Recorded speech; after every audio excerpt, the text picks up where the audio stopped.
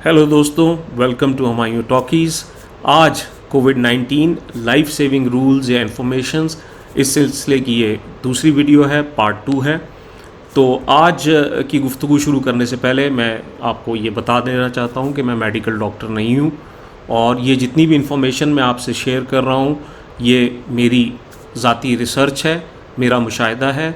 मैं ख़ुद कोविड-19 से पिछले महीने गुज़रा हूँ और जो मैंने अपने आसपास अपने लोगों, जो मेरे जानने वाले लोग हैं, दोस्त अहबाब हैं, उनमें जो कोविड-19 के पेशेंट देखे, उनको ऑब्ज़र्व किया, उनका ट्रीटमेंट देखा, वो ये सारा उस पे बेस्ड है। तो आप जो भी अपने सिलसिले में, जो भी आपने किसी अज़ीज़ के सिलसिले में, जो भी कोविड-19 के सिलसिले में तशख़ीस करेंगे या इलाज करेंगे, अपने डॉक्टर के मशवरे से ही करेंगे। तो पिछली वीडियो के तसलसल को बरकरार रखने के लिए जहाँ से हमने छोड़ा था, ये 3 स्टेजेस हैं जो आपको स्क्रीन पे नज़र आ रही हैं। ये वो स्टेजेस हैं जिसमें कोविड-19 बढ़ता है। पहली स्टेज जो है, जिसे अर्ली इन्फेक्शन कहते हैं, ये वायरल रिस्पांस को शो करती है, यानी यहाँ पे वायरस जो है वो अंदर आ गया जिस्म में, अब वो मल्टीप्लाई कर रहा है और आपकी बॉडी उसको रिस्पॉन्ड कर रही है। ये फेज़ पहले तकरीबन 5 दिन के करीब होती है, 5 से 7 दिन के करीब। उसके बाद अगर यहाँ पे वायरस कंटेन नहीं होता, उसको आप नहीं रोक पाता आपका जिस्म, तो फिर उसके बाद वो पल्मोनरी फेज स्टार्ट होती है। पल्मोनरी का मतलब लंग से जिसका ताल्लुक़ है। यहाँ पे फिर आपका जो है वो सांस में थोड़ी प्रॉब्लम आ सकती है, हाइपोक्सिया जिसे कहते हैं, और बग़ैर हाइपोक्सिया के भी आपका सांस फूलना शुरू हो जाएगा। इसका मतलब ये है कि अब सेकंड स्टेज स्टार्ट हो गई है, जो कि पल्मोनरी फेज़ है। और अगर यहाँ भी मर्ज़ को ना रोका गया, उस पर काबू ना पाया गया, उससे जो नुकसानात हो रहे हैं उनका जायज़ा ना लिया गया और उनको नुकसान को ना रोका गया, तो फिर तीसरी स्टेज स्टार्ट हो जाती है, जो कि काफ़ी ही ख़तरनाक स्टेज है। और अगर आपको याद हो तो मैंने अपनी पहली वीडियो में आपको बताया था कि इसे हाइपर इन्फ्लेमेशन फेज़ कहते हैं, या यहाँ पे साइटोकाइन स्टॉर्म भी आते हैं, यानी कि वो साइटोकाइन स्टॉर्म की वजह से ये स्टेज आती है। तो स्टेज 1 में सिम्टम्स माइल्ड होते हैं, जैसे बुखार 99.6 से ऊपर होगा लेकिन 101, 102 तक रहेगा, खांसी होगी, और इसके जो दूसरे अलामात हैं जो मैंने अपनी पहले वीडियो में बताई हैं वो आप देख सकते हैं डिटेल से, तो वो यहाँ पे होंगी। जो फेज़ 2 है उसके अंदर जो है ख़ास तौर पे सांस की दिक्कत जो है, चूँकि अब आपके लंग्स जो हैं वो अफेक्ट होना शुरू हो गए, तो सांस की दिक्कत स्टार्ट हो जाएगी। और खुदा न खास्ता जो पेशेंट तीसरे स्टेज पे पहुंच गए, वहाँ पे एक्यूट रेस्पिरेटरी डिस्ट्रेस सिंड्रोम, यानी कि अब आपका जो रेस्पिरेटरी सिस्टम है वो बहुत शदीद दबाव में आ जाता है, और फिर उसके बाद शॉक, कार्डियक फेलियर और ये सब चीज़ें उसके अंदर होती हैं। मल्टीपल ऑर्गन डिसफेलियर होता है, जिस्म के बहुत सारे जो ऑर्गन्स हैं वो, जैसे कि आपका दिल है, जिगर है, किडनी है, ये सब डैमेज होते हैं। तो मैं ये बार बार आपको 3 स्टेजेस इसलिए बता रहा हूँ कि आपको ये चीज़ ज़बानी याद हो जाए, आपके जहन में बैठ जाए कि खुदा न खास्ता अगर आपके करीब किसी शख्स में कोविड-19 है तो इन 3 स्टेजेस पे आपने नज़र रखनी है। पहली स्टेज में आप RT-PCR करवाते हैं, ठीक है, यानी PCR टेस्ट जिसे कहते हैं कि वायरस है कि नहीं। लेकिन अगर आप मेरी पहली वीडियो देखेंगे तो उसके अंदर मैंने आपको बड़ी डिटेल में बताया है कि अगर PCR टेस्ट अवेलेबल नहीं है तो भी, और अगर अवेलेबल है, आपने कराया, नेगेटिव आया, लेकिन उसके बावजूद आप में अलामात मौजूद हैं, तो आप कौन से और टेस्ट करा सकते हैं जिनसे पता चलेगा कि आपकी PCR की रिपोर्ट जो है वो फॉल्स नेगेटिव है, लेकिन असल में आपको कोविड हो गया है। तो ये पहली स्टेज है। दूसरी स्टेज वायरल रेप्लिकेशन की है, इसमें लंग्स अफेक्ट होंगे, और यहाँ पे जो है चेस्ट का एक्सरे या चेस्ट CT स्कैन बहुत इंपॉर्टेंट है, जो कि उसमें ग्लास ओपेसिटीज़ वगैरह ये रेडियोलॉजिस्ट आपको रिपोर्ट देंगे। और तीसरी स्टेज जो है, जिस तरह मैंने पिछली स्लाइड में बताया था, बहुत ख़तरनाक स्टेज है। यहाँ किसी सूरत में भी हमें कोशिश करनी चाहिए कि मरीज़ ना पहुँचे, वो है नमूनिया, सेप्सिस, रेस्पिरेटरी फेलियर, आपका पूरा सिस्टम फेल होना शुरू हो जाता है और साइटोकाइन स्टॉर्म आ जाता है। तो अब हमारा जिस्म इसको रिस्पॉन्ड कैसे करता है जब ये वायरस बॉडी के अंदर आता है। ये स्लाइड अगर आप देखें तो इसमें पहली स्टेज जो है वो इनेट इम्यून रिस्पॉन्स है। इनेट इम्यून रिस्पॉन्स का मतलब ये है कि ये वो रिस्पॉन्स है जो आपकी बॉडी में ऑलरेडी हर वक्त एक्टिव है, मौजूद है। अगर इसकी मिसाल लें तो हम ऐसे समझ सकते हैं कि ये जैसे सरहद में आपकी फ़ौजी चौकियाँ हैं और वहाँ पे हर वक्त दस्ते मौजूद हैं, वो गश्त भी कर रहे हैं, और जब भी दुश्मन का हमला होता है तो सबसे पहला जवाब आपकी सरहद पे मौजूद जो फ़ौज है वो उसको देती है। ये इनेट इम्यून रिस्पॉन्स है। यहाँ पे इंटरफेरॉन का रिस्पॉन्स होता है, टाइप 1 टाइप 3 इंटरफेरॉन्स होते हैं, और यहाँ पे साइटोकाइंस आना शुरू हो जाते हैं। अब साइटोकाइंस पे मैं अगली स्लाइड्स में आपको बताऊंगा साइटोकाइंस क्या है, लेकिन ये याद रखना है कि ये साइटोकाइन पहली स्टेज से ही आना शुरू हो जाते हैं। स्टॉर्म यानी कि तूफान जो है वो तीसरी स्टेज में आता है, लेकिन साइटोकाइंस यहीं से काम करना शुरू कर देते हैं। लेकिन जिन लोगों में सिवियर डिजीज़ होती है उनका पहला यानी उनका जो सरहद पे जो निज़ाम है वही वीक होता है, इंटरफेरॉन रिस्पॉन्स उनका वीक होता है और इन्फ्लेमेटरी साइटोकाइन ज़्यादा बनना शुरू हो जाते हैं। ये फ़र्क है माइल्ड और मॉडरेट डिजीज़ में और सिवियर डिजीज़ में, जैसे आप स्लाइड में देख सकते हैं। जब ये तकरीबन 72 घंटे के करीब 3 से 4 दिन लगते हैं जब आपका ये पहला दिफाई निज़ाम इसको हैंडल करने की कोशिश करता है। अगर यहाँ पे हैंडल ना हो तो फिर एडेप्टिव इम्यून रिस्पॉन्स यानी सेकंड आप देखें उसके अंदर जो ग्रुप है, एडेप्टिव का मतलब ये है कि अब आपकी बॉडी जो है इससे लड़ने के लिए एक लायामल तैयार कर रही है कि अच्छा अब ये एक ऐसा दुश्मन आ गया जिसको सरहद पे मौजूद मेरी फ़ौज तो नहीं रोक सकी, अब इसको हमने रोकना है, तो उसके लिए वो एंटीबॉडीज़ पैदा करते हैं।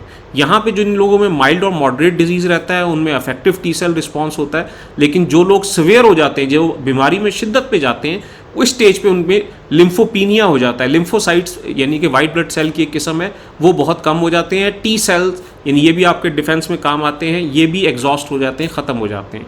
अब यहाँ पे अगर आप गौर करें तो आपको पता लग रहा है कि अगर हमारे पास अच्छी पैथोलॉजी यानी लेबॉर्ट्रीज़ और सिस्टम मौजूद है और डॉक्टर समझदार है, तो वो इसी स्टेज पे अंदाज़ा लगाना शुरू कर देगा कि ये पेशेंट कहीं सीरियस तो नहीं हो जाएगा। ऐसा नहीं है कि 14वें दिन जाके 15वें दिन जाके एकदम से पेशेंट सीरियस हो, उसकी अलामात आना शुरू हो जाती हैं। ब्लड में ये मार्कर मौजूद हैं। मेरा इस स्लाइड को आपको दिखाने का मकसद ये है कि अगर इन मार्कर्स के ऊपर नज़र रखी जाए तो डॉक्टर जो है अगर आपके ब्लड टेस्ट वक्त पे कराए तो पता लग सकता है कि ये केस माइल्ड और मॉडरेट में ही रहेगा, इसका ज़्यादा चांस क्या है, या ये सीवियर हो जाएगा। अब एक और बड़ी इंटरेस्टिंग आपको मैं चीज़ यहाँ पे दिखाना चाहता हूँ। ये अब देखिए स्लाइड के राइट साइड पे बिल्कुल, अगर कोई सिम्टम नहीं है तो इसका मतलब है कि increase level of B cells जो हमारी बॉडी ने पैदा किए हैं, और ये म्यूकस पैसेज में यानी जिस जिस जगह एक म्यूकस की लेयर होती है, म्यूकस की लेयर हमारी नाक में होती है, गले में होती है, हमारे पेट में होती है, ऐसी जगहों पे अगर म्यूकस की लेयर है तो वहाँ पे बी सेल्स मौजूद होते हैं, और अगर वो सफिशेंट मिकदार में मौजूद हों तो वो काफ़ी हद तक कोविड-19 को वहीं पे ख़त्म कर देते हैं। जैसे देखें अब ये लिखा हुआ है कि protective B cells were missing in people with serious symptoms. ये साइंटिस्ट ने जब रिसर्च की, लेबॉर्ट्रीज में टेस्ट किए, पेशेंट्स के टेस्ट किए, तो ये उन्होंने कंक्लूजन निकाला कि जो लोग बहुत सीरियस हुए हैं 14, 15, 10वें दिन जाके, शुरू से ही उनमें प्रोटेक्टिव बी सेल्स कम थे, indicating the importance of an effective antibody associated immune response at nose and other mucus passages. बहुत इंपॉर्टेंट, अगर आपको याद हो पहली वीडियो में मैंने आपको बताया था कि जो लोग बहुत सीरियस हुए हैं और क्रिटिकल हुए हैं, जब उन पे रिसर्च की गई तो पता चला कि हर 100 में से सिर्फ 5 या 6 लोग ऐसे थे जिनका सूंघने और चखने की सलाहियत गई थी। बाकी जितने सीरियस पेशेंट थे 95 के करीब, 95 के करीब, उनकी स्मेल और टेस्ट जो है वो नहीं गया था। और मैंने आपको ये बताया था कि स्मेल और टेस्ट जाने का मतलब ये है कि आपके 90% चांस ये हैं कि आप सीरियस नहीं होंगे।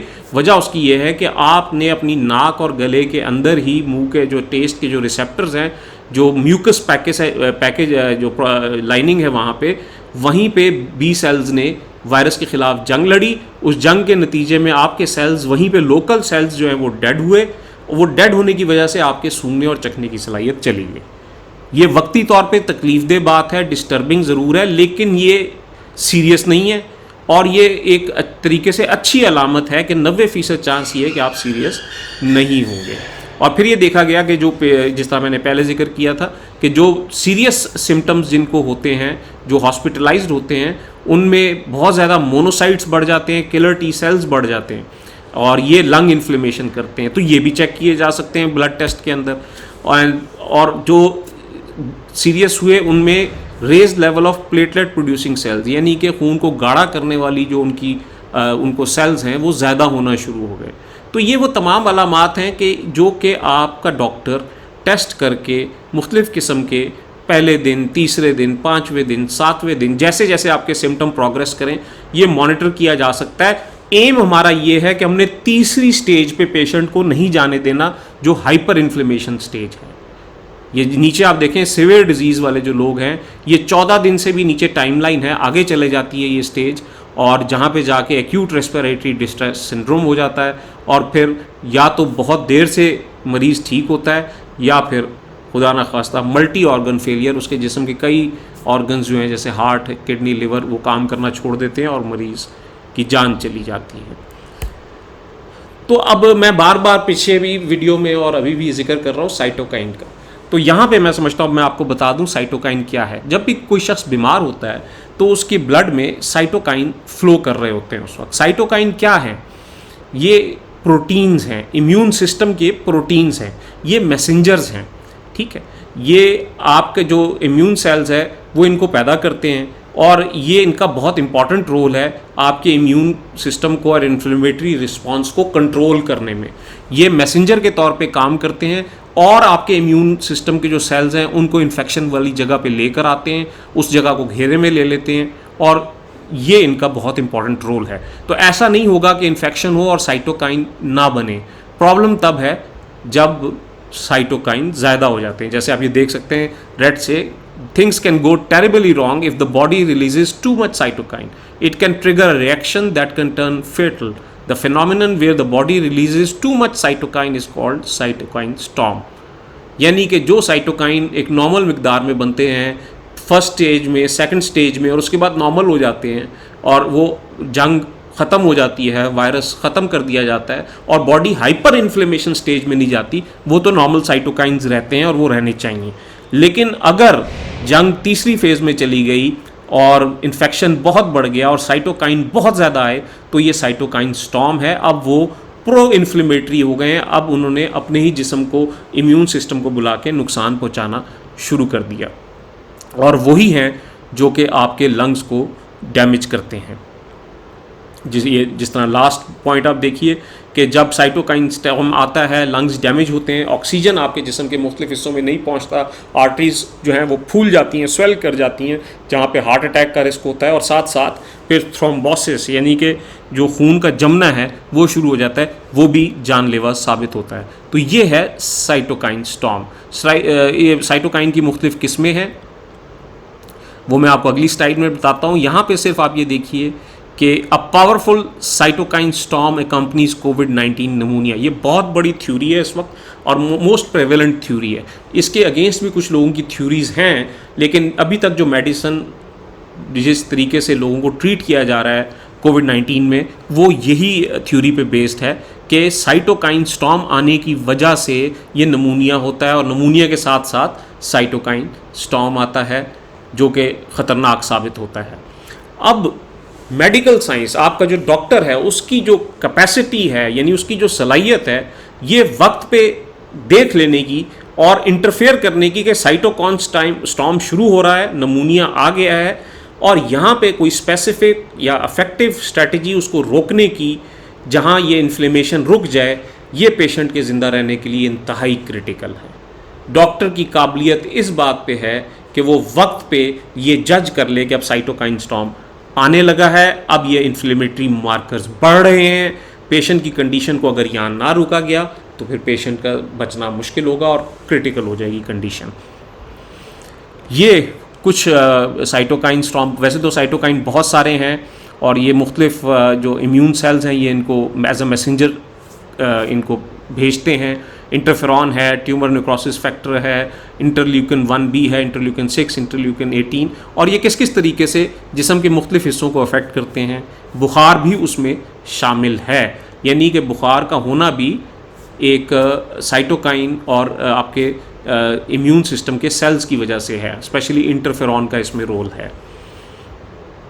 अब ये जब चूँकि आपके ब्लड में ट्रैवल करते हैं तो इसलिए कोविड के वायरस का जो डैमेज है वो तो ज़्यादातर लोकल होता है, यानी कि लंग्स में होता है, लेकिन ये इन्फ्लेमेटरी मार्कर्स की वजह से पूरा जिस्म, चूँकि ब्लड हर जगह जा रहा है, उसके अंदर ये बहुत ज़्यादा मिकदार में साइटोकाइन आ जाते हैं, तो आपके जिस्म का हर हिस्सा अफेक्ट होता है। ये डिटेल्स आप इस स्लाइड पे देख सकते हैं और अपने टाइम पे इसको पढ़ भी सकते हैं। तो ये जहन में ना रखें कि मेरे अगर पाँव में दर्द है, मेरे जिस्म में दर्द है, मेरे कमर में दर्द है तो ये हर जगह वायरस गया है। नहीं, ये वायरस हर जगह नहीं गया।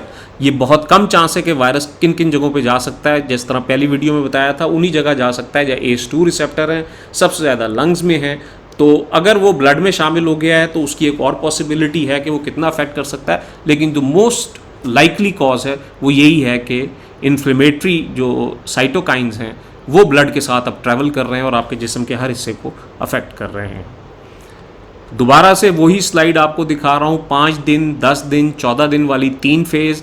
पहली फेज़ में क्या होगा, लिम्फोसाइटोपिनिया हो जाएगा, लिम्फोसाइट्स कम हो जाएंगे, थ्रोम्बोसाइट के यानी कि वो आपके जो प्लेटलेट्स के प्रॉब्लम हो जाएगी, आपका जो CRP, डी डाइमर, LDH वगैरह ये ऊपर नीचे होना शुरू हो जाएंगे। इसी तरह स्टेज 2 में आप देखेंगे ALT और AST, ये लिवर के एंजाइम्स हैं, तो ये भी डिस्टर्ब हो जाते हैं, एलिवेट हो जाते हैं। तो अगर आप ब्लड टेस्ट करा रहे हैं उसमें आपके पहले लिवर के एंजाइम्स नॉर्मल थे, अब एकदम से बढ़ गए हैं, तो ये भी मार्कर है कि डिजीज़ जो है कोविड-19 अब बढ़ रहा है। और तीसरी स्टेज में जो हाइपर इन्फ्लेमेशन साइटोकाइन स्टॉर्म वाली स्टेज है, उसमें तो फिर आप CRP, PCT, LDH, D dimer, ferritin, ये सब जो है ये डिस्टर्ब हो जाते हैं।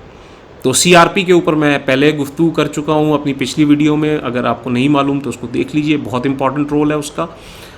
अब यहाँ पे देखते हैं कि आपकी बॉडी जो एंटीबॉडीज़ प्रोड्यूस करती है, IgM और IgG, इम्यूनोग्लोबुलिन M और इम्यूनोग्लोबुलिन G, ये किस टाइम पे प्रोड्यूस करती है? तो 5 से 10 दिन के बीच में IgM प्रोड्यूस होता है, और IgG जो है ये तकरीबन आप कह लें कि 7 से 14 दिन के दरमियान प्रोड्यूस होता है, और ज़्यादा देर तक जो बॉडी में इसका इम्यूनोग्लोबुलिन G जो है वो मौजूद रहता है। इसीलिए जब एंटीबॉडीज़ टेस्ट बाद में अगर आप करवाएंगे 4 हफ्ते बाद कोविड नेगेटिव होने के बाद, तो आप IgG करवाएंगे, IgM भी करवा लें, लेकिन IgG आपने मिस नहीं करना, ये ज़्यादा देर तक बॉडी में ये एंटीबॉडीज़ रहती हैं। अब हम आते हैं थोड़ा सा उस इम्पॉर्टेंट पार्ट की तरफ जिसका ताल्लुक ट्रीटमेंट के साथ है कि हमारे डॉक्टर्स के पास क्या ऑप्शन मौजूद हैं।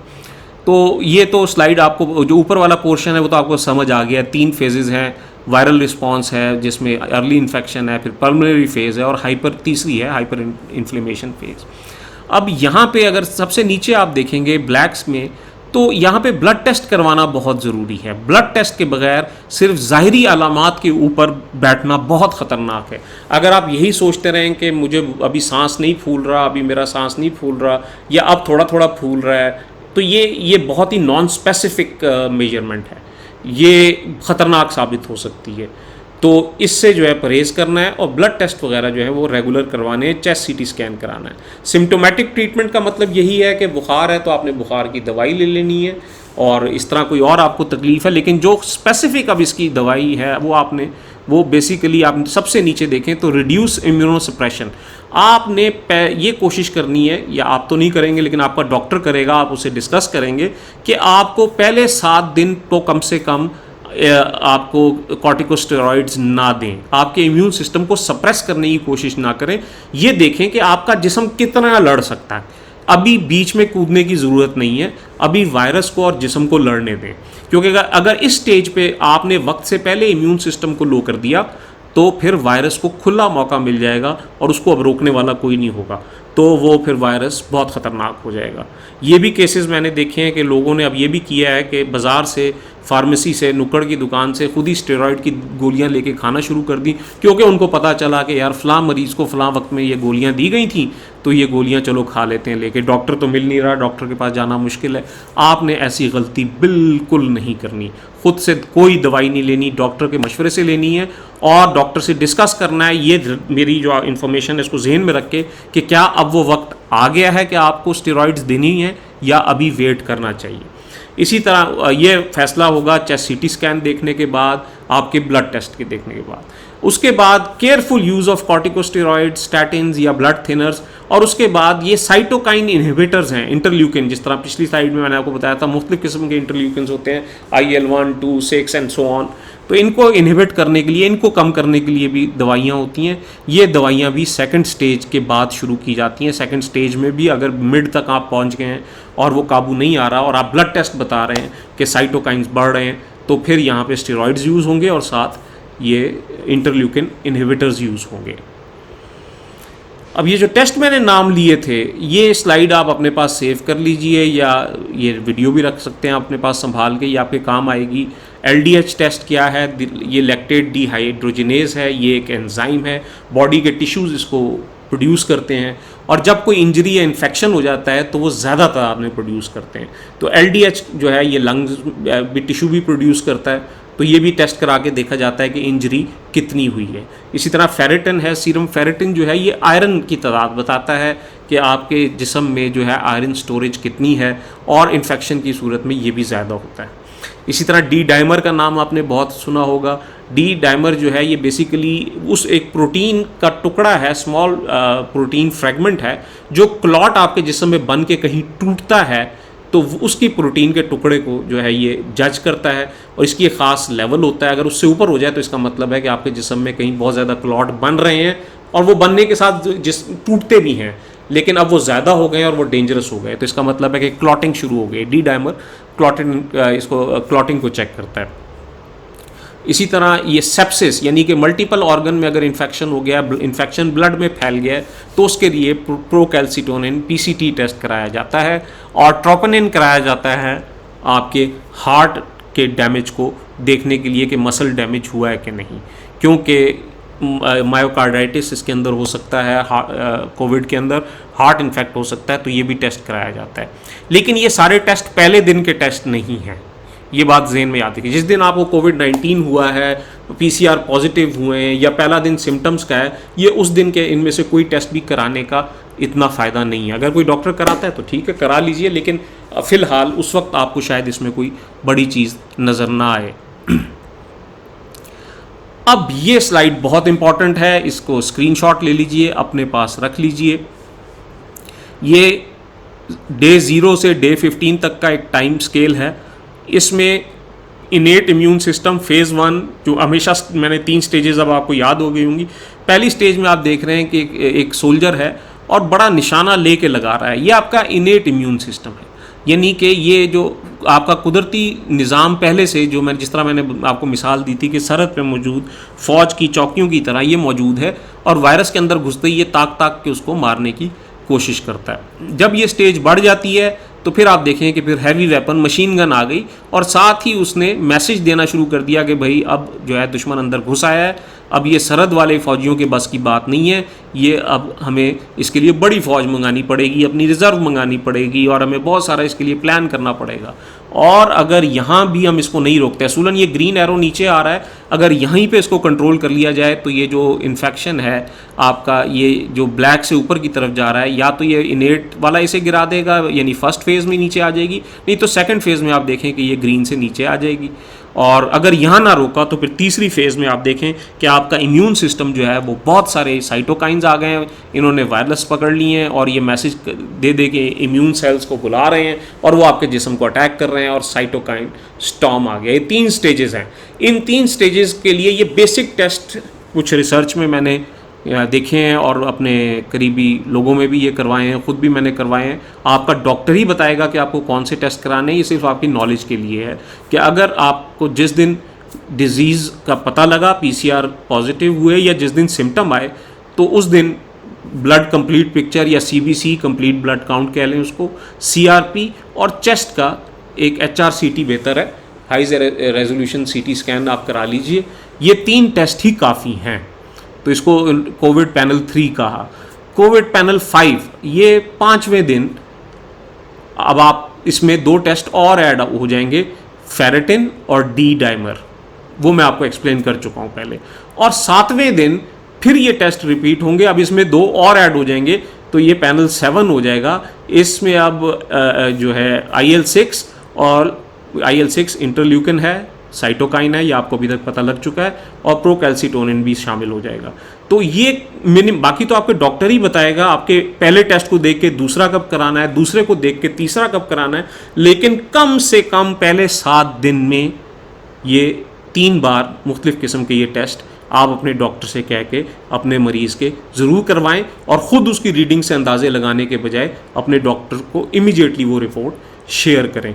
ये बहुत मददगार साबित होंगी कि हम इन्फेक्शन को सेकंड स्टेज, जो रेस्पिरेटरी स्टेज है, उसमें ही जल्द अज जल्द रोक के ये ग्रीन एरो की तरह नीचे ले आएँ, और पेशेंट जो है 15 दिन के अंदर ठीक हो जाए।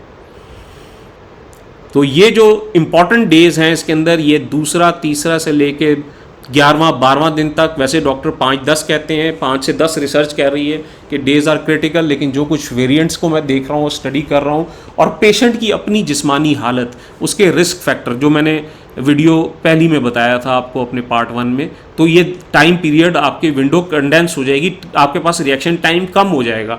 ठीक है, तो जो टेस्ट आपने 5वें दिन कराना था, हो सकता है वो आपको 3रे दिन कराना पड़ जाए, जो 7वें दिन कराना था वो हो सकता है आपको 5वें दिन कराना पड़ जाए। तो ये आपका डॉक्टर पेशेंट का रिस्क देख के और उसके टेस्ट देख के फैसला करेगा। चेस्ट सीटी स्कैन के बारे में भी ये स्लाइड अपने पास सेव कर लीजिए। ये चेस्ट सीटी स्कोर के बारे में। सीटी स्कोर का मतलब ये है कि रेडियोलॉजी में लंग्स को मुख्तलिफ हिस्सों में बांट के उनकी अहमियत के हिसाब से उनकी स्कोरिंग की जाती है, और वो टोटल स्कोर 25 होता है। तो जितना स्कोर कम होगा उतना अच्छा है। इसका मतलब है कि आपके लंग्स उतने ही कम डैमेज हुए हैं, अफेक्टेड हैं नमूनिया से, कोविड के असर से। तो अगर 8 से नीचे है तो डोंट वरी लिखा हुआ है, लेकिन डोंट वरी का मतलब ये नहीं है कि आप उसके बाद टेस्ट नहीं कराएंगे, क्योंकि ये 8 से बढ़ के ऊपर भी जा सकता है। अगर ये आग उसी तरह बढ़ती रही, ये साइटोकाइन उसी तरह आते रहे, तो ये ऊपर भी जा सकता है। लेकिन जिस दिन 8 है आपने पैनिक नहीं करना, 8 से नीचे है तो, और उसके बाद दोबारा उसको फॉलो करेंगे। अगर 8 से 18 के बीच में है सीटी स्कोर, यानी 8/25 से लेके 18/25 का मतलब, इसका मतलब है अब लंग्स का काफ़ी ज़्यादा हिस्सा डैमेज हो गया है, इमीडिएटली अब आपको मेडिकल इंटरवेंशन की ज़रूरत है। और अगर स्कोर अल्लाह ना करे किसी का 18 या उससे ऊपर हो जाए, तो ये इंटेंसिव मेडिकल केयर का पेशेंट है, ये बहुत ही सीरियस पेशेंट है। तो ये स्लाइड अपने पास रख लीजिए, ताकि अगर कभी किसी का सीटी स्कैन आपके सामने से गुजरे तो आपको नंबर देखें तो आपको परेशानी ना हो। तो स्टेरॉइड्स जो हैं वो, जिस तरह मैंने आपको 2 स्लाइडें पहले बताया था कि उसकी विंडो जो है वो पहले 7 दिन के बाद आइडियली स्टार्ट होनी चाहिए। लेकिन अगर डॉक्टर समझता है कि पेशेंट की कंडीशन रिस्की है, उसका इम्यून सिस्टम इतना स्ट्रांग नहीं है, 7 दिन की जंग नहीं लड़ सकता, तो फिर वो पहले से हम अपनी दवाइयाँ डाल के जंग के बीच में कूद जाएंगे बीच बचाव कराने के लिए। तो यहाँ पे स्टेरॉइड्स का फंक्शन याद रखें, ये ताकत देने वाले स्टेरॉइड्स नहीं हैं, ये इम्यून सिस्टम को स्ट्रॉन्ग करने वाले स्टेरॉइड्स नहीं हैं। कॉर्टिकोस्टेरॉइड जो यहाँ पे इस्तेमाल होते हैं, उनका मतलब है कि आपके इन्फ्लेमेशन को कम किया जाए, डैमेज को। तो ये आपके इम्यून सिस्टम को लो करते हैं अगर हाइपर हो रहा है तो। और बाज़ औक़ात 2 से ज़्यादा भी इम्यून मॉड्यूलेटर इस्तेमाल करने पड़ सकते हैं अगर काबू में ना आ रहा हो इम्यून सिस्टम। और ये जो है, चूँकि आपकी एंटीवायरल और आपके इम्यून सिस्टम को जो है वो कम कर देते हैं, तो बहुत ज़्यादा चांस होता है कि कोई सुपर इन्फेक्शन ना हो जाए। सुपर इन्फेक्शन का मतलब है कि एक इन्फेक्शन के ऊपर कहीं दूसरी इन्फेक्शन ना हो जाए। तो उसका डॉक्टर्स ने बहुत ख्याल करना है कि साथ अमूमन डॉक्टर्स जो है एंटीबायोटिक साथ शुरू करा देते हैं एहतियातन, ताकि कोई और ना हो। लेकिन ये सुपर इन्फेक्शन की एक बहुत बड़ी किस्म हम इंडिया में जिस तरह भी ख़बरों में देख रहे हैं, म्यूक्रोमाइकोसिस या ब्लैक फंगस, वो फंगस क्या है? वो यही है कि जिन लोगों का इम्यून सिस्टम लो हो जाता है, स्पेशली डायबिटीज़ के वजह से और ये स्टेरॉइड्स के इस्तेमाल की वजह से कोविड में, तो मैंने यहाँ पे ये पॉइंट भी आपको क्लियर कर दिया। अच्छा, अब दवाइयों के बारे में आखिर में कुछ बात करूँगा। देखें, दवाइयों के बारे में जो मैं आपसे शेयर कर रहा हूँ ये रिसर्च है। मैं कोई दवाई आपको ना खाने को कह रहा हूँ ना खाने से मना कर रहा हूँ, आप तक सिर्फ वो रिसर्च पहुँचा रहा हूँ जो कि मैंने पढ़ी है। और ये है हाइड्रोक्सीक्लोरोक्वीन। ये पिछले साल इसका बड़ा नाम हुआ था, बड़ी मशहूर हुई थी हाइड्रोक्सीक्लोरोक्वीन। ये मलेरिया और बाज़ औक़ात आर्थराइटिस के पेशों में के मरीज़ों में और प्रॉब्लम्स में ये दी जाती थी। लेकिन इसको जो है जून 15, 2020 में एमरजेंसी यूज़ ऑथराइजेशन जो है वो FDA ने, FDA की साइट से मैंने टोटल कॉपी की है, अपनी तरफ से कुछ नहीं लिखा इसके अंदर ताकि कोई शक न रहे। फूड एंड ड्रग एडमिनिस्ट्रेशन जो कि अमेरिका में तमाम ये ड्रग्स को, मेडिसिन को कंट्रोल करते हैं, उन्होंने इसको जो है वो रिवोक कर दिया था इसकी परमिशन कि यूज़ नहीं करना। और 1 जुलाई 2020 को जो उन्होंने अपडेट दी, ये हाईलाइट किया हुआ मैंने, उन्होंने कहा कि ये इस दवाई का इस्तेमाल सीरियस हार्ट रिदम प्रॉब्लम्स, दिल की धड़कने की बहुत सीरियस प्रॉब्लम पैदा कर सकता है, और उसके बाद आपके ब्लड और लिम्फ सिस्टम को भी नुकसान पहुंचा सकता है, आपके गुर्दों को भी ज़ख्मी कर सकता है, और आपके जिगर में ना सिर्फ प्रॉब्लम कर सकते हैं बल्कि जिगर फेल भी हो सकता है। तो ये आपने ज़रूर ख्याल करना है। अगर कोई डॉक्टर आपको हाइड्रोक्सीक्लोरोक्वीन दे रहा है अभी भी, तो इसका मतलब है कि उस डॉक्टर को अभी तक कुछ पता नहीं कि दुनिया में लेटेस्ट क्या चल रहा है। इस बात को अभी 1 साल हो चुका है तकरीबन, और अगर अभी भी, क्योंकि ये मेरे साथ हुआ है, मुझे मेरे डॉक्टर ने हाइड्रोक्सीक्लोरोक्वीन दी, मैंने चुप करके ले ली और घर आके उसे डस्टबिन में फेंक दिया, खाया नहीं, मुझे जब लास्ट मंथ कोविड हुआ था। नेक्स्ट जो है अजिथ्रोमाइसिन, ये भी बड़ी मशहूर हुई थी। अजिथ्रोमाइसिन एंटीबायोटिक है। लांसेट जर्नल जो है ये बहुत ही मशहूर जर्नल है मेडिकल रिसर्च का। ये इसकी स्टडी है जो मैंने अभी आपके सामने लगाई है, और इसमें इन्होंने कहा है कि हमें ऐसा कुछ पता नहीं चला, कोई सब्सटेंशियल, कोई खातिर ख्वाह हमें कोई ना सबूत मिला है, ना हमें कोई ये अपनी रिसर्च में पता चला है कि एजिथ्रोमाइसिन एंटीबायोटिक जो है इसके इस्तेमाल से पेशेंट या रिकवर होता है या अस्पताल जाने से बच जाता है, चाहे वो अस्पताल में दी जाए या अस्पताल से बाहर दी जाए, अपने घर में खाएं, इसका कोई फ़ायदा नहीं है, ये लैंसेट जर्नल कह रहा है। तो बहरहाल मैं जब मुझे कोविड हुआ था, डॉक्टर ने एजिथ्रोमाइसिन दी थी, तो मैंने उसे सिर्फ एंटीबायोटिक ही समझ के खाया, और लेकिन ये और बात है कि उसके खाने के साइड इफ़ेक्ट काफ़ी ज़्यादा हुए, स्टमक प्रॉब्लम हुई, हार्ट पैल्पिटेशन हुई, और बहरहाल मैंने सिर्फ 5 दिन इनिशियल खाई थी। हाइड्रोक्सीक्लोरोक्विन मैंने नहीं खाई थी। तो ये भी अगर मैं ना खाता तो इसका कोई रोल नहीं था कोविड में। अब वर्ल्ड हेल्थ ऑर्गेनाइजेशन जो है वो थेराप्यूटिक गाइडलाइंस जो है कोविड के बारे में वक्तन फ़वक्तन जारी कर रहा है। ये मैंने आपके सामने जो स्क्रीन पे नज़र आ रहा है, ये बिल्कुल स्क्रीनशॉट लिया है। इनकी थेराप्यूटिक गाइडलाइंस आई हैं कोविड के बारे में 31 मार्च 2021 की। वर्ल्ड हेल्थ ऑर्गेनाइजेशन जो है वो बेसिकली करती है कि दुनिया में जितनी किसी चीज़ पे रिसर्च हो रही होती है उसको कंपाइल करती है, और जो इनका पैनल ऑफ एक्सपर्ट्स है वो उस रिसर्च के बेस पे अपनी रिकमेंडेशन देता है। ये कोई अपनी मर्ज़ी से 2 लोग बैठ के रिकमेंडेशन नहीं दे रहे, बल्कि सारी रिसर्च का जो उस वक्त हो रही है दुनिया में, और जो बड़े बड़े ट्रायल्स हो रहे हैं मेडिसिन के और ड्रग्स के, उसकी बेस पे दे रहा है। तो ये सबसे पहले हाइड्रोक्सीक्लोरोक्विन के बारे में, ये 31 मार्च 2021 की है लेटेस्ट। ये नीचे लाल रंग से आप देख सकते हैं रिकमेंडेशन अगेंस्ट। WHO ने क्लियर कहा हुआ है कि ये दवाई हाइड्रोक्सीक्लोरोक्विन नहीं देनी कोविड-19 के पेशेंट को। दूसरी दवाई जिसके बारे में काफ़ी लोगों ने जो है, और स्पेशली कुछ डॉक्टर्स अमेरिका में थे जिन्होंने, ये आइवरमेक्टिन है, ये पेट के कीड़ों की दवाई है, उन्होंने इसके बारे में लास्ट ईयर कहा जी कि ये बड़ी फ़ायदेमंद है। फिर इसके ऊपर 3-4 ट्रायल हुए, वो ट्रायल कोई इतने सॉलिड साइंटिफिक ट्रायल नहीं थे। 2 इजिप्ट में हुए, एक बांग्लादेश में हुआ, एक जो है मेरे ख्याल है किसी साउथ अमेरिकन कंट्री में हुआ। 3-4 ट्रायल हुए, और वो भी 100, 150, 200 पेशेंट के। तो ये कोई बड़े ट्रायल नहीं थे, और वहाँ पे कुछ फ़ायदा नज़र आया, वो भी सही तरीके से साबित नहीं हुआ। तो ये सारी रिसर्च पिछले 1.5-2 साल में देखने के बाद WHO अब इस बारे में कह रहा है कि आइवरमेक्टिन नहीं देनी कोविड-19 के पेशेंट्स को, सिवाय किसी क्लिनिकल ट्रायल में, कि अगर कोई और अभी इसके ऊपर अच्छा ट्रायल हो रहा है साइंटिफिक, जिसमें साइंटिफिक रिगर है, अच्छे साइंटिस्ट हैं, बड़े लेवल पे ट्रायल है, तो सिर्फ उन पेशेंट्स को आइवरमेक्टिन दे सकते हैं, बाकी किसी को आइवरमेक्टिन नहीं देनी। ये WHO की गाइडलाइन है। तो अगर कोई डॉक्टर आपको आइवरमेक्टिन देता है तो ये बहरहाल देख लीजिए कि ये इस वक्त जो लेटेस्ट गाइडलाइंस उसके बारे में क्या कह रही हैं। अब ये है वो मशहूर ज़माना इंजेक्शन रेमडेसिविर। रेमडेसिविर क्या है? रेमडेसिविर एक एंटीवायरल है, और ये रेमडेसिविर जो है इसके बारे में काफ़ी कुछ लिखा गया, रिसर्च हुई। चूँकि ये मर्ज़ कोविड-19 का नया था, इसका जो कोई टेक्स्ट बुक किसी डॉक्टर के पास नहीं थी, किसी के साइंटिस्ट के पास नहीं थी कि यार ये अगर वायरस आ गया है तो ये दवाई ABCD है और ये इलाज करें और ख़त्म। तो चूँकि ये नई चीज़ थी तो हर चीज़ ट्राई की गई, तो रेमडेसिविर भी ट्राई किएगी। रेमडेसिविर के ट्रायल बड़े कॉन्फ्लिक्टिंग रहे, कुछ जगह थोड़ा सा फ़ायदा हुआ, कुछ जगह बिल्कुल फ़ायदा नहीं हुआ। जो इसका टोटल फ़ायदा था वो इतना ही देखा गया कि जो हॉस्पिटलाइज पेशेंट है जिसने 20 दिन बाद अस्पताल से निकलना था, तो वो शायद 18वें दिन ठीक होकर निकल जाए। इससे ज़्यादा इसका कोई फ़ायदा नहीं नज़र आया।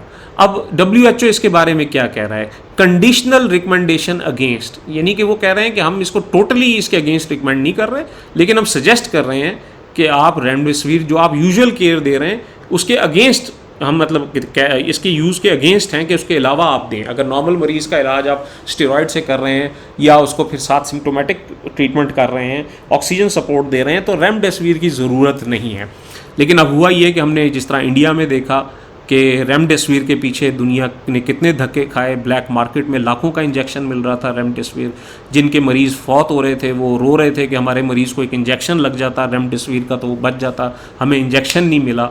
तो ये इंजेक्शन जो है ये इसलिए नहीं मिला कि ये WHO की जो लिस्ट ऑफ एसेंशियल मेडिसिन है उसमें शामिल ही नहीं है, यानी ये लाइफ सेविंग मेडिसिन ही नहीं है और ये बल्क में बनती नहीं है। ये सिर्फ इस कोविड-19 की वजह से इसकी ज़रूरत पड़ी, क्योंकि एक भेड़ चाल शुरू हो गई कि रेमडेसिविर देना है, और कुछ रिसर्च जो थी वो जाहिर है फिर उसमें बहुत सारे वेस्टेड इंटरेस्ट भी होते हैं, तो ये ब्लैक होने लगा, लाखों में बिकने लगा, लोगों ने जाली बना के बेचना शुरू कर दिए। तो ये बात इसमें याद रखिए कि रेमडेसिविर जो अभी तक साइंस ने कहा है उसका लमसम ये है कि ना तो ये आपको मारेगा नहीं तो बचाएगा भी नहीं, ये लाइफ सेवियर भी नहीं है रेमडेसिविर। तो ये बाकी आप अपने डॉक्टर, अगर कोई खुदा ना खास्ता कोई ऐसी सिचुएशन हो जाए तो आप डॉक्टर से बेहतर डिस्कस करते हैं, वही बताएंगे आपको। और आखिरी जो WHO कहता है, जो रिकमेंडेड अगर वो कह रहा है, तो दैट इज स्टेरॉइड्स। कि स्टेरॉइड्स का रोल जो है, सिस्टेमिक स्टेरॉइड्स में भी administered both orally and intravenously, यानी अगर आप गोलियों की सूरत में देना चाहते हैं या आप इंजेक्शन की सूरत में देना चाहते हैं, तो ये वो एक ऐसी चीज़ है जो कि सिस्टेमिक इन्फ्लेमेशन के अगेंस्ट क्रिटिकली इल पेशेंट्स में वो जो है ये फ़ायदा दे सकती हैं। ये तो जो मैंने आपको जितनी दवाइयाँ बताई उसमें आइवरमेक्टिन हो गई, हाइड्रोक्सी हो गई, और उसके बाद एजिथ्रोमाइसिन हो गई और रेमडेसिविर हो गई, तो उसमें से कोई भी जो है वो रिकमेंडेड में नहीं आ रही उस तरीके से। कुछ तो स्ट्रेट अवे नो है, रेमडेसिविर के बारे में कंडीशनल है, और स्टेरॉइड्स के बारे में WHO कह रहा है कि ये रिकमेंडेड है। अब यहाँ पे मैं अब आपको अपने साथ लेके चलूँगा। अब आपने मेरे साथ, चूँकि दूसरा लेक्चर है और आपने ये चीज़ें सीखी हैं, तो अब हम एक केस स्टडी देखते हैं और मैं आपसे साथ साथ सवाल करूँगा। आप, जाहिर है मैं आपसे कम्युनिकेट अभी तो नहीं कर सकता, लेकिन आप वहीं पे अपनी जजमेंट देंगे और फिर उसके बाद हम देखेंगे कि क्या आपकी जजमेंट ठीक है कि गलत है। एक पेशेंट है, ये रियल लाइफ सिनेरियो है। ये पेशेंट जो हैं इनको मैं ज़ाती तौर पे जानता हूँ और ये मुझसे राब्ते में थे। तो एक पेशेंट है, मर्द है, एज है 52, और अगर पहले से इनको क्या बीमारी है, इनको स्लीप एपनिया है, यानी सोते में इनका सांस फंस जाता है, तो उसके लिए एक मशीन साथ लगा के सोते हैं ताकि वो सांस आता जाता रहे आसानी के साथ, सोते में बंद ना हो जाए। और ये मोटे हैं, काफ़ी ज़्यादा मोटे, ओबीस हैं। तो सबसे पहला सवाल, जब ये ऐसा कोई मरीज़ आएगा कोविड के जब कॉन्टेक्स्ट में आप उसे देखेंगे तो इसका रिस्क देखेंगे। तो अगर आपको याद हो, पिछली वीडियो में मैंने बताया था कि जो सीरियस जो मोर्टेलिटी है, जो डेथ है, उसमें तकरीबन 17% लोग वो हैं जिनकी उम्र 45 साल से ऊपर है। दूसरा रिस्क फैक्टर मैंने जब बहुत सारी, अगर आपको याद हो, लेफ्ट साइड पे हेल्थ कंडीशंस बताई थी, उसमें ओबेसिटी थी, मोटापा था। तो और फिर मैंने ये भी बताया था अगर किसी को सांस की शिकायत है, तो ये 3 क्राइटेरिया को हिट कर रहा है। एज को भी हिट कर रहा है, ओबेसिटी को भी हिट कर रहा है ये पेशेंट, और ब्रीदिंग इश्यूज भी हैं पहले से। तो ये पेशेंट मेरे हिसाब से हाई रिस्क पेशेंट है। अब आगे होता क्या है, ये पेशेंट PCR टेस्ट करवाता है और PCR टेस्ट नेगेटिव आता है। लेकिन पेशेंट को क्या है, पेशेंट को फीवर है, लेकिन फीवर 100 से नीचे है और 3 दिन में बुखार ख़त्म हो जाता है खुद से। पेशेंट मुझसे चौथे दिन रब्ता करता है और बताता है कि मेरे ये सिम्टम्स हैं और मेरा PCR नेगेटिव है। मैंने पेशेंट को उसी वक्त एडवाइस किया कि आप अपना ब्लड टेस्ट करवाएं, CRP का, कंप्लीट ब्लड काउंट का, लिवर फंक्शन टेस्ट, फेरेटिन और D डाइमर। अब ये फेरेटिन और D डाइमर मैंने इसलिए ऐड किए क्योंकि ये चौथा दिन है सिम्टम्स का, और सिम्टम आने का मतलब ये है कि सिम्टम से 2-3 दिन पहले पेशेंट इन्फेक्ट हो चुका था कोविड-19 से। लेकिन पेशेंट का इन्हिसार इसी बात पे था कि मेरा PCR टेस्ट नेगेटिव है। तो मेरी ये बातें पेशेंट ने नहीं मानी। जाहिर है मैं डॉक्टर तो नहीं हूँ, मैं मशवरा ही दे रहा था उस वक्त। उन्होंने अपने डॉक्टर से रब्ता किया।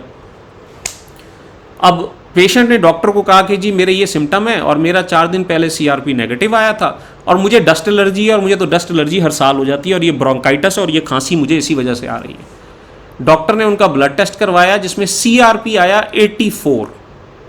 अगर आपको याद हो, मेरी पहली वीडियो में CRP की हमने क्या बताई थी नॉर्मल की, 5 से नीचे होना चाहिए, और अगर 10 से ऊपर है तो क्या बताया था, 10 से ऊपर है तो बताया था कोविड इन्फेक्शन है।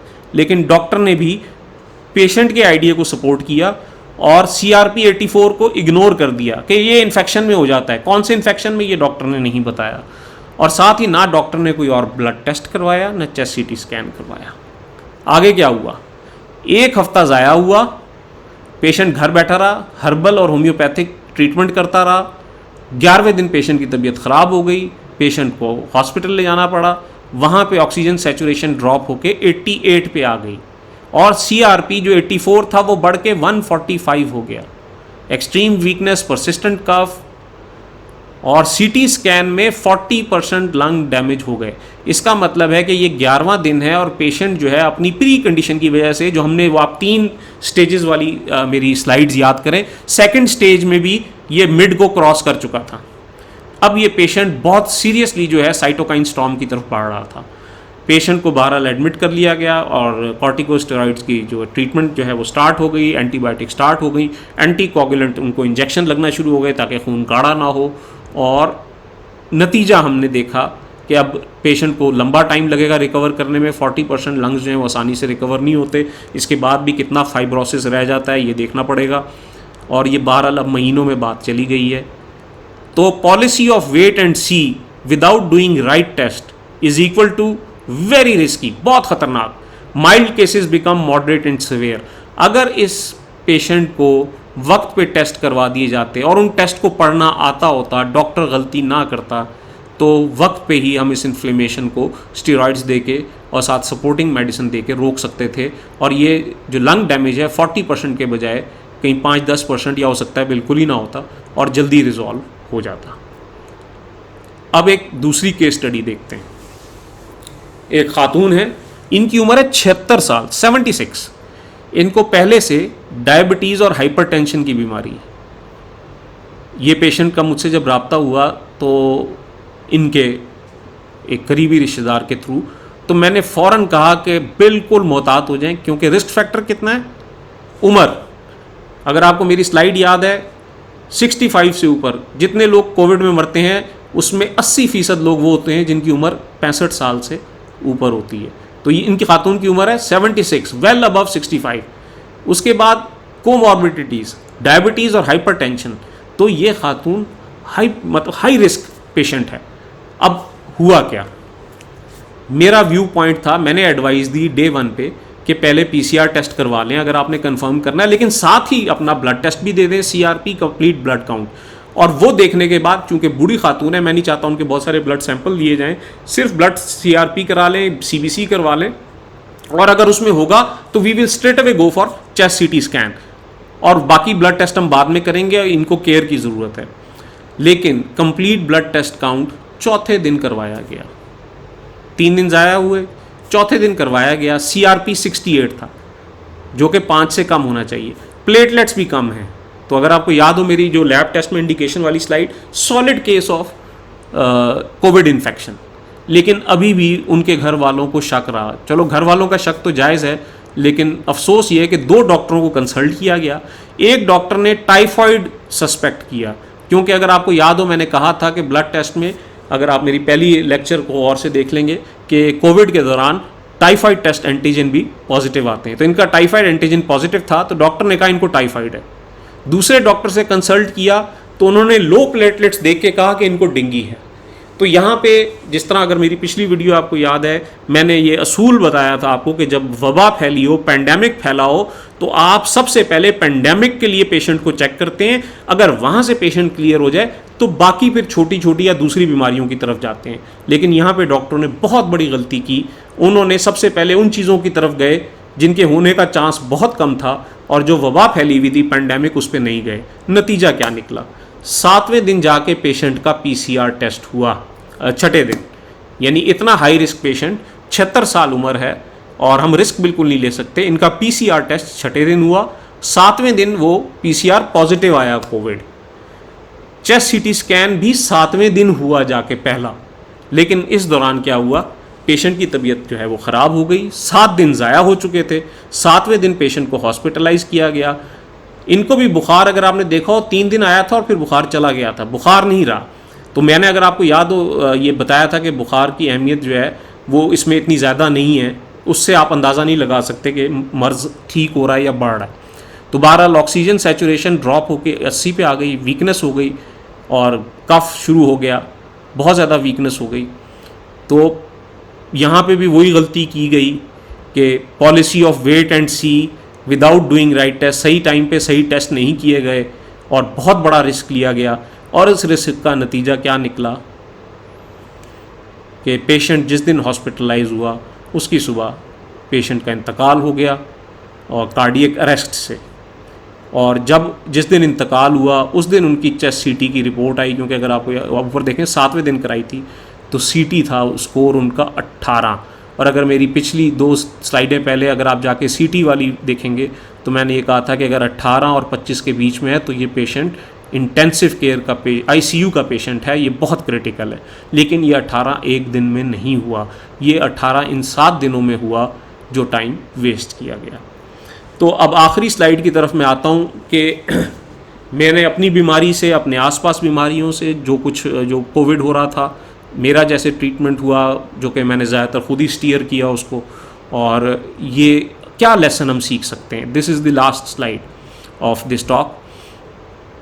सबसे पहले ये याद रखें कि जो उम्र है और पहले से बीमारियां हैं, ये निगलेक्ट की गई रिस्क असेसमेंट में। इन 2 केस स्टडी से हमने ये देखा कि डॉक्टर्स ने ये गलती की कि उन्होंने ये गौर ही नहीं किया कि ये एक 52 साल का बंदा है, एक 76 साल की औरत है, एक को सांस की प्रॉब्लम है, दूसरे को ब्लड प्रेशर और डायबिटीज़ भी है। इस चीज़ की तरफ उन्होंने गौर ही नहीं किया। उन्होंने एक पेशेंट समझ के ट्रीट किया और नुकसान हुआ। दूसरी चीज़ ये है कि सिम्टम्स पहले दिन से मॉनिटर नहीं किए गए, बल्कि ये सोचा गया और कोशिश यही थी कि जी ये अल्लाह करे कोविड ना ही हो। इस डिनाइल में, इस जो है ना इनकार में, जो ज़हनी एक तरीके में, जैसे denial is the best word, कि डिनाइल में टाइम ज़ाया हुआ। और शायद डॉक्टर भी इस डिनाइल में शामिल था, वो भी सोच रहा था कि कोविड ना ही हो। लेकिन हम भी नहीं चाहते किसी को कोविड हो, लेकिन ये बेहतर है कि आप उसको चेक कर लें बनिस्बत इसके कि आप कबूतर की तरह आंखें बंद कर लें। ब्लड टेस्ट नहीं किए गए थे इन दोनों केस स्टडीज़ में, हमने देखा डे 1, डे 3, डे 5, डे 7 में प्रॉपर ब्लड टेस्ट नहीं किए गए। पहले पेशेंट का ब्लड टेस्ट किया भी गया तो उसके CRP-84 को डॉक्टर ने बिल्कुल इग्नोर कर दिया। CT स्कैन नहीं किए गए। दोनों पेशेंट्स को डे 1 to 3 के बीच में पहला CT स्कैन हो जाना चाहिए था, डे 5 to 7 के बीच में दूसरा CT स्कैन होना जाना चाहिए था। दोनों पेशेंट्स में कोई CT स्कैन नहीं हुआ। हमने ये देखा कि जो हाई रिस्क पेशेंट हैं उनमें ये डिज़ीज़ अपना वो जो एक टाइम है वो 14 दिन वाला, उससे पहले ही अपना काम दिखा सकती है। जैसे कि हमने सेकंड पेशेंट के स्टेज में देखा कि वो खातून जो हैं का 8वें दिन इंतकाल हो गया। She could not fight against this disease, her body could not support her. तो ये आइडिया कि जी ये 14 दिन चलेगा, खुद ब खुद ठीक हो जाएगा, ये आप जनरली ग्लोबली हर एक पे अप्लाई नहीं कर सकते। आपको पेशेंट टू पेशेंट देखना पड़ेगा। पहला पेशेंट जो है वो PCR नेगेटिव आने के बाद उस पर ही रिलाई कर रहा था, PCR भी रिपीट नहीं किया, हालांकि बहुत सारे सिम्टम्स थे। तो यहाँ से हम ये देख सकते हैं कि सिर्फ PCR टेस्ट पे रिलाई नहीं करना, फॉल्स नेगेटिव एक हकीकत है, बाज़ औक़ात नेगेटिव आ जाता है। सिम्टम्स और ब्लड टेस्ट और chest CT scan, they are the gold standard. क्योंकि PCR टेस्ट आ जाने से आपने कोई स्पेशल दवाई तो देनी नहीं है, कोविड है या कोविड नहीं है, डिजीज़ की जो मैनिफेस्टेशन है दवाई उसके हिसाब से है। कोविड की अपनी अलहदा से तो कोई दवाई है नहीं। So you don't have to wait for PCR test to be negative और पॉजिटिव। तो ये गलती इन दोनों केसेस में आप देखें कि पहले केस में स्पेशली PCR टेस्ट जो है उस पर रिलाई किया गया। और सिवियरिटी ऑफ फीवर, हाँ जी, बुखार जो है अगर 101 से ज़्यादा ना हो, 101 थोड़ा सा ऊपर हो, तो ये कोई अलामत नहीं है कि मर्ज़ बहुत ज़्यादा हो गया है या अगर चला गया है तो अब मैं ठीक हो गया हूँ। दोनों पेशेंट्स की जो केस स्टडी है इसमें आप देखें कि बुखार जो है वो 3 दिन बाद चला गया। वो 3 दिन बाद इसलिए चला गया कि वो जो उनका इम्यून रिस्पॉन्स था, इनेट इम्यून सिस्टम का, जो इंटरफ्रॉन जिसमें ज़्यादा होते हैं, वो काम नहीं कर सका, जिसने बुखार चढ़ाना था। और बुखार की वजह से the body puts the virus in a very uncomfortable environmental temperature, उसको मारने के लिए उनकी बॉडी जो है वो इंटरफ्रॉन नहीं जनरेट कर सकी, उनका इम्यून सिस्टम वीक था, इसीलिए बुखार 3 दिन बाद चला गया। तो अब बुखार जो है 3 दिन बाद चला गया, या तो इम्यून सिस्टम इतना स्ट्रांग था, एक केस ये हो सकता है कि उसने वायरस को ख़त्म कर दिया 3 दिन में, और दूसरा केस ये भी हो सकता है कि इम्यून सिस्टम इतना वीक है कि अब लड़ने को रहा ही कुछ नहीं। तो ये ऐसे ही है कि अगर आप कोई 100 मील दूर जो है दूरबीन लगा के देखें जहाँ जंग हो रही है और वहाँ कोई गोलाबारी होती ना नज़र आए, तो क्या हो सकता है? या तो ये हो सकता है कि आप जीत गए हैं, या ये हो सकता है कि आपके दुश्मन ने आपको मार दिया है। गोलाबारी दोनों सूरतों में बंद हो जाएगी। तो ये बुखार भी ऐसे ही है, इसको समझ लीजिए। तो सिर्फ बुखार के ऊपर आपने रिलाई नहीं करना।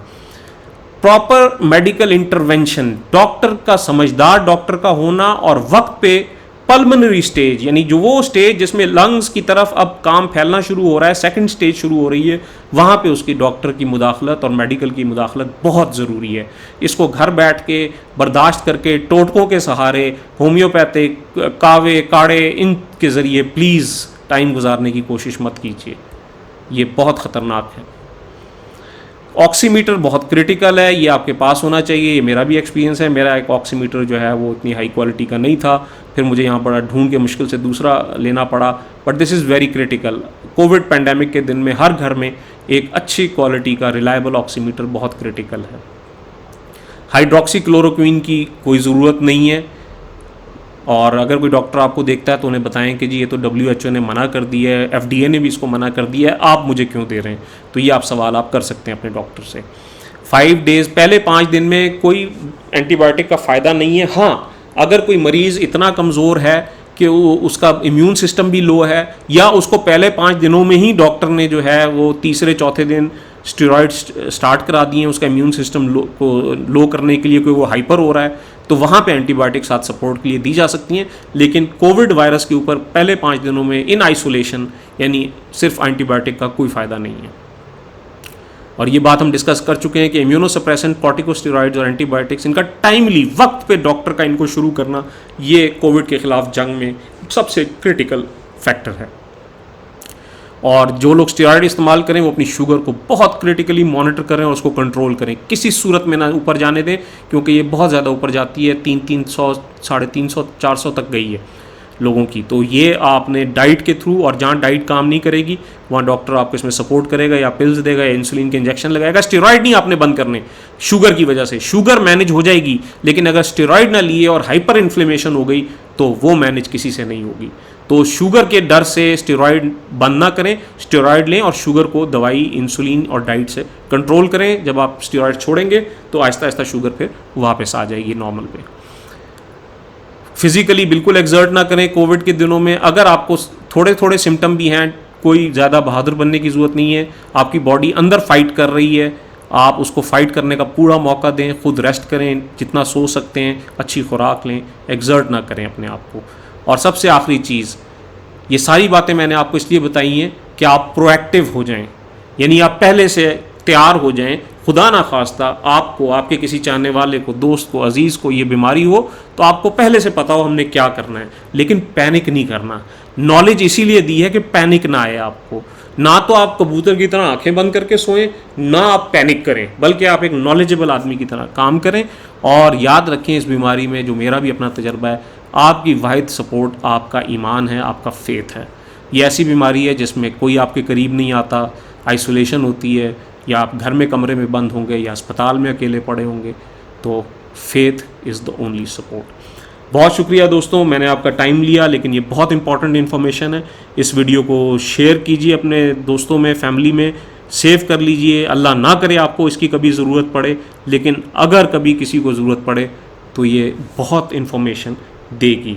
आप सब अपना ख्याल रखें और अल्लाह आपका हामी नासिर हो। देखते रहिएगा हुमायूं टॉकीज़।